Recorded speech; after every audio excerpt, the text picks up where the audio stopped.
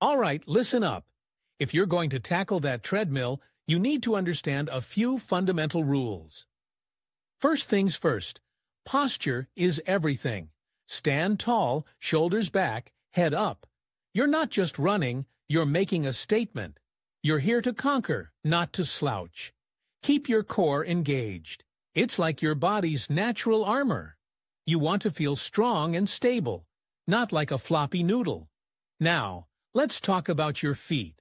When you step onto that belt, don't just plop down like you're landing from a jump. You need to land softly, on the midfoot, not the heel. Think of it as a gentle kiss to the treadmill, not a stomp.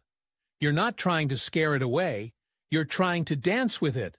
And as you run, keep your feet moving in a straight line.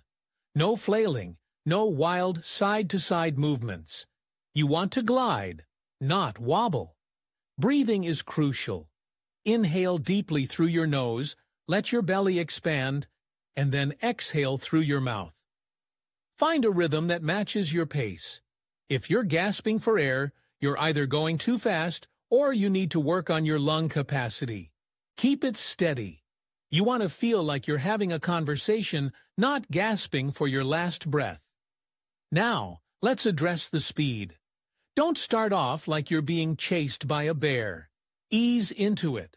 Find a comfortable pace, something you can maintain. Think of it as a long, winding road, not a sprint to the finish line. You can always increase the speed later, but if you start too fast, you'll burn out before you even hit your stride. And don't forget about the incline.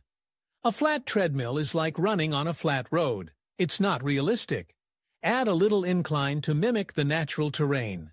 It'll engage your muscles more and give you a better workout. Just don't go overboard. You're not climbing a mountain. You're just trying to elevate your heart rate. Hydration is key. Keep a water bottle nearby. Take sips. Don't drown yourself. You want to stay refreshed, not bloated. And if you feel fatigue creeping in, don't ignore it.